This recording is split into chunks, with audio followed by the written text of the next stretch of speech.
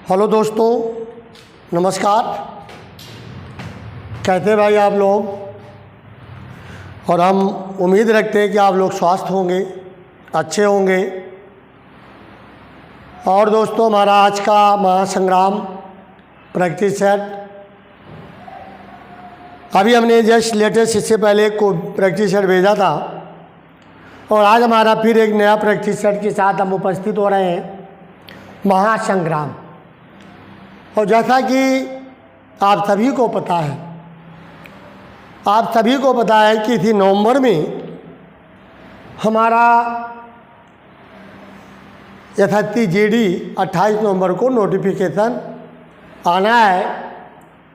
जैसा कैलेंडर के रूप से या कैलेंडर की हिसाब से हम आपसे बात करें अगर तो, बाकी अगर टालते हैं तो अलग बात है, नहीं तो 28 नवंबर से नोटिफिकेशन आना है, ऑनलाइन फार्म भरना जाना, और 3 या 4 फरवरी से आप लोगों का एग्ज़ाम लगा। तो इसी पर्पज़ से हमने प्रैक्टिस सेट तैयार किया दोस्तों। और हमारा आप लोगों से ज़रूर एक आग्रह है कि अगर हमारी वीडियो आप लोगों को पसंद आती है तो ज़रूर आप लोग शेयर कीजिएगा, लाइक कीजिएगा और सब्सक्राइब कीजिएगा हमारे चैनल को, और बेल आइकन दबाना ना भूलिएगा।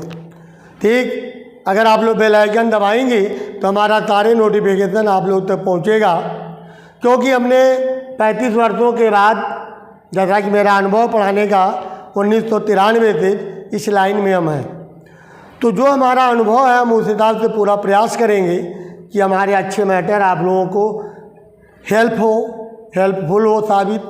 तो चलिए भाई, आइए हम लोग वार्ता कम किया जाए, अपने क्वेश्चन की तरफ हम लोग बढ़ते हैं भाई।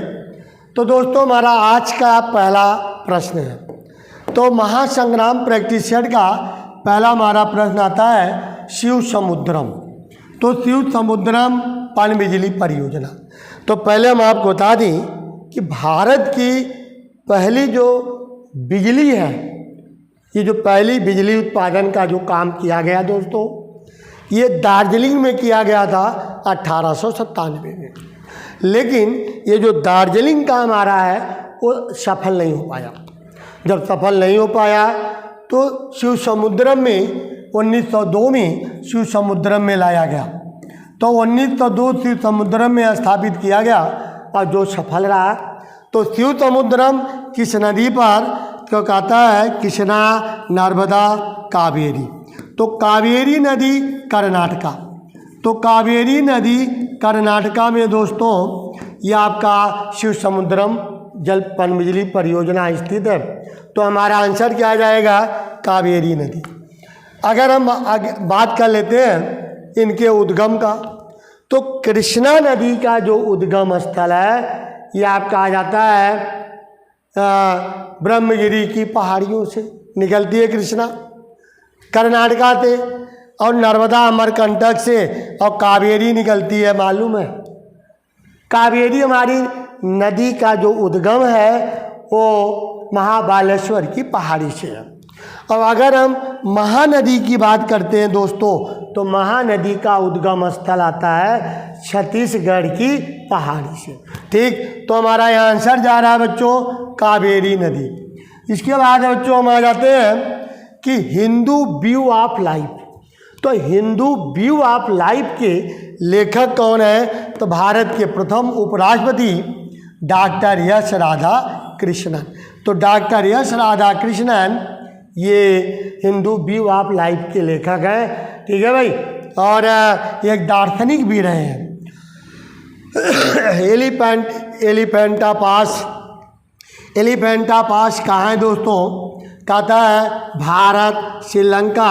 तो श्रीलंका में स्थित है एलिफेंटा पास। इसके बाद दोस्तों हम आ जाते हैं ध्वनि का वेग।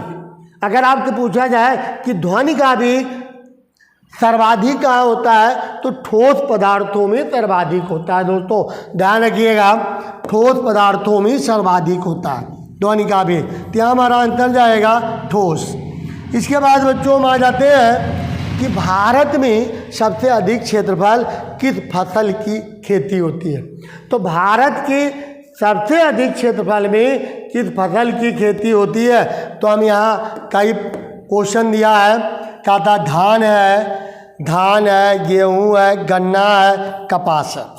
तो दोस्तों मैं आपको बता दें कि धान की खेती भारत के सर्वाधिक क्षेत्रफल पर होती है, और इसीलिए कभी कभी एक क्वेश्चन पूछा जाता है कि भारत की मुख्य खाद्य फसल क्या है। तो अगर हम बात करते हैं भारत की मुख्य खाद्य फसल क्या है, तो भी आ जाता है चावल, यानी धान आ जाता है। ठीक है भाई, तो सर्वाधिक क्षेत्रफल में धान की खेती होती है। अब हम आ जाते हैं बच्चों केंद्र सरकार द्वारा केंद्रीय गुप्तचर प्रशिक्षण संस्थान। तो ये सितंबर 2023 में स्थापित किया गया था भाई। कहाँ किया गया था, तो कर्नाटका में स्थापित किया गया था भाई। इसके बाद हम अगले प्रश्न में आ जाते हैं कि मोपा इंटरनेशनल। तो मोपा इंटरनेशनल ये एयरपोर्ट, ठीक है भाई, मोपा इंटरनेशनल गोवा का नाम जो है किसके नाम पर रखा गया है, ये आपका ये है मोपा इंटरनेशनल एयरपोर्ट है, एयरपोर्ट। तो एयरपोर्ट है बच्चों, हम आपको बता दें तो किसके नाम पर रखा गया है, डॉक्टर मनोहर पर्रिकर। तो डॉक्टर मनोहर पर्रिकर के नाम पर मोपा इंटरनेशनल एयरपोर्ट का नाम रख दिया गया दोस्तों। और ये वही मनोहर पर्रिकर हैं जो भारत के किसी समय रक्षा मंत्री भी थे और गोवा के मुख्यमंत्री भी रहे हैं। ठीक है भाई, आइए इसके बाद बच्चों हम आ जाते हैं अंतर्राष्ट्रीय खेल संस्था। तो अंतर्राष्ट्रीय खेल संस्था हमारा आ जाता है बच्चों फीफा। तो अंतर्राष्ट्रीय खेल संस्था फीफा की स्थापना कब हुई है भाई, तो अगर स्थापना की हम बच्चों बात करते हैं तो इसकी स्थापना हुई है 1904। 1904 कहाँ हुई है, पेरिस में हुई है। इसकी स्थापना 1904 पेरिस में हुई है दोस्तों। और इसका मुख्यालय अगर हम बात करते हैं कि फीफा का दोस्तों मुख्यालय का, अगर हम मुख्यालय की बात करते हैं तो ज्यूरिख में है। ठीक है भाई, ज्यूरिख, तो ज्यूरिख में पड़ता है। और ज्यूरिख कहाँ पड़ता है दोस्तों, स्विट्जरलैंड में पड़ता है। तो स्विट्जरलैंड में स्थित है भाई। तो ज्यूरिख स्विट्जरलैंड में पड़ता है। इसके बाद हमारा क्वेश्चन, हाँ, फीफा का अगर पूरा नाम पूछा जाए तो फीफा का पूरा नाम क्या है भाई, तो इंटरनेशनल फेडरेशन का था, इसका पूरा नाम है federation international the football association. Federation international the football association इसका पूरा नाम है। और किससे संबंधित है भाई, ये संबंधित है हमारा फुटबॉल। तो आंसर हमारा दोस्तों जाएगा फुटबॉल से। इसके बाद हमारा अगला पॉइंट आ जाता है दोस्तों कि एशियाई खेल का उद्देश्य क्या। तो एशियाई खेल का उद्देश्य क्या है और एशियाई खेल की शुरुआत कब और कहाँ हुई थी। तो अगर पूछा जाए एशियाई खेल की शुरुआत कब और कहाँ हुई थी दोस्तों, तो 1921 में हुई थी। कहाँ हुई थी, दिल्ली में हुई थी। ध्यान रखिएगा दोस्तों, दिल्ली में हुई थी। इसका उद्देश्य है शांति और प्रगति। तो शांति और प्रगति इसका मेन उद्देश्य रखा गया है भाई। इसके बाद अगले पॉइंट में हम आ जाते हैं बच्चों, अमेरिका का राष्ट्रीय खेल। कहता अमेरिका का राष्ट्रीय खेल क्या है भाई, तो 4 ऑप्शन हमने दिया, वॉलीबॉल, बेसबॉल, हैंडबॉल या कार्फबॉल। तो हमारा जाएगा आंसर दोस्तों बेसबॉल, बेसबॉल जाएगा। इसके बाद नेक्स्ट पॉइंट में हम आ जाते हैं कि भारतीय पुरातत्व विभाग के जनक। तो भारतीय पुरातत्व विभाग के जनक कौन है भाई, या भारतीय पुरातत्व विभाग की स्थापना कब की गई। तो भारतीय पुरातत्व विभाग की स्थापना 1861 कहाँ की गई दोस्तों, कोलकाता में। अब कितने की थी, अलेक्जेंडर कनिंघम ने किया था। तो अलेक्जेंडर कनिंघम ने भारतीय पुरातत्व विभाग की स्थापना की थी 1861 को बंगाल में। और अगर हम दयाराम साहनी की बात करते हैं तो दयाराम साहनी ने इन्होंने हड़प्पा की खोज की थी। अगर हम राखल दास बनर्जी की बात करते हैं तो राखल दास बनर्जी ने किसकी खोज की थी? मोहनजोदड़ो की खोज की थी। तो आइए दोस्तों अगले प्रश्न में हम आ जाते हैं भाई। हमारा अगला पॉइंट आ जाता है इंदिरा गांधी मानव संग्रहालय। तो इंदिरा गांधी मानव संग्रहालय का कहाँ स्थित है? तो 4 ऑप्शन इसमें भी दिया है कि गुवाहाटी, बस्तर, भोपाल और नई दिल्ली। तो हमारा आंसर जाएगा दोस्तों नई दिल्ली में है। नेक्स्ट पॉइंट किलिमंजारो पर्वत शिखर। तो किलिमंजारो पर्वत शिखर का कहाँ है? तंजानिया दिया है, कांगो दिया है, मिस्र दिया है, केन्या। तो हमारा आंसर जाएगा तंजानिया। तंजानिया किस महाद्वीप का अंग है दोस्तों? तो अफ्रीका में पड़ता है। तंजानिया अफ्रीका में स्थित है। तो तंजानिया अफ्रीका में जाएगा। अगले पॉइंट में हम आ जाते हैं बच्चों कि स्थानीय पवन। तो स्थानीय पवन का नाम क्या है? तो स्थानीय पवन जो क्षेत्रीय पवन के नाम से जाना जाता है भाई, तो हाँ थोड़ा सा हम लोग चर्चा कर लेते हैं क्या स्थानीय पवन। पहले हम लोग आ जाते हैं बच्चों पछुआ पवनें क्या होती है। ये जो पछुआ पवनें होती हैं उच्च वायुदाब से निम्न वायुदाब की ओर चलती है। तो ये उच्च वायुदाब क्या होता है, निम्न वायुदाब क्या होता है?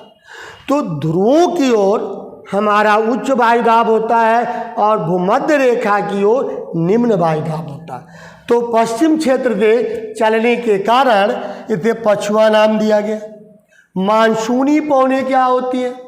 मानसूनी पवनें जो होती है जो मौसम के अनुसार चलती हैं। जैसे भारत की जो मानसूनी पवनें हैं, जैसे हम लोग बोलते हैं लू ये हमारा गर्मी के महीने में चलती है। तो लू जो होता है भारत के उत्तरी भारत में चलती है, जो गर्मी के महीने में पवनें चलती है उसे लू कहा जाता है। और जो ध्रुवीय क्षेत्रों में चलती है उसे ध्रुवीय पवनें कहा जाता है। और आ जाता है हमारा चिनूक। तो चिनूक जो पवन है, ये चिनूक पवनें कहाँ चलती है भाई? तो हाँ भाई चिनूक पवनें ये हमारा क्षेत्रीय है। चिनूक पवनें कई जगह चलती है, खासकर ये अगर हम बात करते हैं तो अमेरिकी क्षेत्रों में चलती है। तो चिनूक पवनें ये क्षेत्रीय पवनें मानी जाती है, ये कई जगह चलती है दोस्तों। इसके बाद हमारा आता है मारडेका कप। तो मारडेका कप किस खेल से संबंधित है दोस्तों? यहाँ भी हमने 4 ऑप्शन दे दिया, साइकिल चालन, बैडमिंटन, फुटबॉल या हॉकी। तो मारडेका कप ये किससे संबंधित है भाई? तो मारडेका कप आपका फुटबॉल से संबंधित है। तो फुटबॉल आंसर जाएगा बच्चों। इसके बाद हम आ जाते हैं नीली क्रांति। तो नीली क्रांति दोस्तों किससे संबंधित है? तो अगर हम नीली क्रांति की बात करते हैं तो नीली क्रांति हमारा जाएगा मत्स्य उत्पादन। तो नीली क्रांति बच्चों लाई कब गई थी भाई? तो नीली क्रांति लाई गई थी 1985 में। तो नीली क्रांति 1985 में लाई गई थी। तो हमारा आंसर जाएगा मत्स्य उत्पादन। ठीक है भाई। इसके बाद हम आ जाते हैं भारत सरकार का कानूनी सलाहकार। तो दोस्तों भारत सरकार का कानूनी सलाहकार कौन होता है? तो इसमें भी हमने ऑप्शन दे दिया है महान्यायवादी। महान्यायवादी होता है सर्वोच्च न्यायालय का मुख्य न्यायाधीश होता है, विधि आयोग होता है या राष्ट्रीय सुरक्षा सलाहकार। तो दोस्तों मैं आपको बता दें कि अनुच्छेद 76 में महान्यायवादी का उल्लेख किया गया। महान्यायवादी भारत सरकार का कानूनी सलाहकार होता है। ठीक, तो भारत सरकार का कानूनी सलाहकार होता है भारत का महान्यायवादी। और इनकी नियुक्ति भारत का राष्ट्रपति 5 वर्षों के लिए करता है। इन्हें अधिकार दिया गया है कि भारत के किसी भी न्यायालय के निर्णय में अपना विचार दे सकता है और सदन की कार्रवाई में भाग ले सकता है, लेकिन अपने मत का प्रयोग नहीं कर सकता। अब हम आ जाते हैं सर्वोच्च न्यायालय। अनुच्छेद 124 में सुप्रीम कोर्ट का उल्लेख किया गया। ठीक है भाई, तो हमारा आंसर जाएगा यहाँ महान्यायवादी। विधि आयोग, तो भारत में सर्वप्रथम विधि आयोग का गठन कब हुआ? तो भारत में सर्वप्रथम विधि आयोग, अगर हम बच्चों विधि आयोग की बात करते हैं भाई, विधि आयोग, तो भारत में विधि आयोग का गठन कब किया गया था? 1834 में। लॉर्ड मैकाले को अध्यक्ष बनाया गया था, लॉर्ड मैकाले। तो भारत के प्रथम विधि आयोग के अध्यक्ष कौन थे? Lord Macaulay. ठीक है भाई, अब हम आ जाते हैं राष्ट्रीय सुरक्षा सलाहकार। इसका किसी अनुच्छेद में उल्लेख नहीं होता है। एक संगठित, जब भारत के अटल बिहारी वाजपेयी भारत के प्रधानमंत्री थे, इन्होंने एक नया पद का सृजन किया था, एक नया पद बनाया था, आर्थिक सलाहकार। तो राष्ट्रीय सुरक्षा सलाहकार बनाया था। ठीक, तो हमारा आंसर जाएगा बेटा पहला सही है, महान्यायवादी। विटामिन डी की कमी से कौन सा रोग हो जाता है बच्चों? तो विटामिन डी की कमी से अगर हम बात करते हैं तो रिकेट्स नामक रोग होता है, रिकेट्स। ठीक है, तो रिकेट्स नामक रोग हो जाता है। और स्कर्वी विटामिन सी की कमी से, विटामिन बी की कमी तो हो जाता है बेरी। तो आइए दोस्तों, हमारा आंसर जाएगा रिकेट्स। विश्व जनसंख्या दिवस कब मनाया जाता है? तो दोस्तों विश्व जनसंख्या दिवस कब हम मनाते हैं भाई?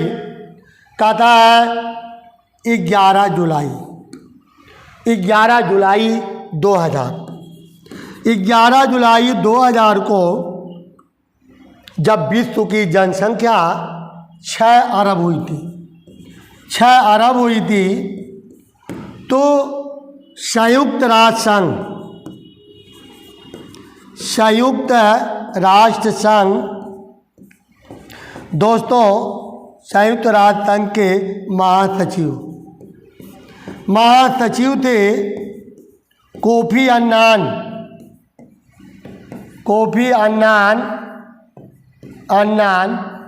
इन्होंने 11 जुलाई को विश्व जनसंख्या दिवस मनाने की घोषणा की थी।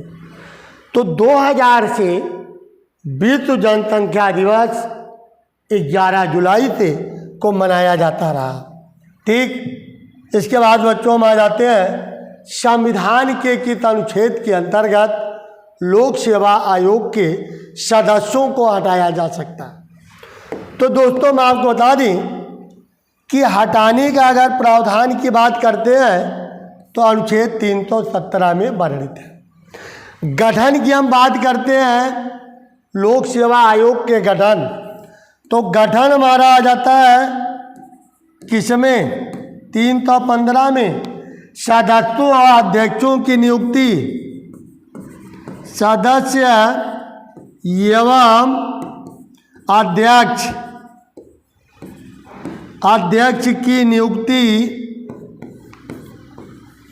नियुक्ति की अगर हम बात करते हैं दोस्तों, तो आ जाता हमारा अनुच्छेद 316। हटाने की बात अगर हम करते हैं तो 317 आ जाता है। ठीक, तो 317 यहाँ हमारा बच्चों आंसर क्या जाएगा? 317 जाएगा। इसके बाद हम आ जाते हैं, तो दोस्तों हमारा 20 क्वेश्चन का टारगेट समाप्त हुआ। फिर एक बार हम जरूर आप लोगों से कहना चाहेंगे कि हमारी वीडियो ज़रूर एक बार देखिए, एक बार ज़रूर मौका दीजिए। बहुत अच्छे प्रश्न हम लेके आ रहे हैं। ठीक है भाई, और आपके पेपर में 100% मिलेगा। जो मेरा अनुभव है पढ़ाने का लगभग 35 साल का, तो हम YouTube पे चूँकि पहली बार आए अभी, तो हमको ज़रूर आप लोग मौका दीजिए एक बार। तो चलिए दोस्तों, हम अपने वीडियो के समाप्त करते हैं। नेक्स्ट वीडियो में फिर मिलते हैं। तब तक के लिए जय हिंद, जय भारत।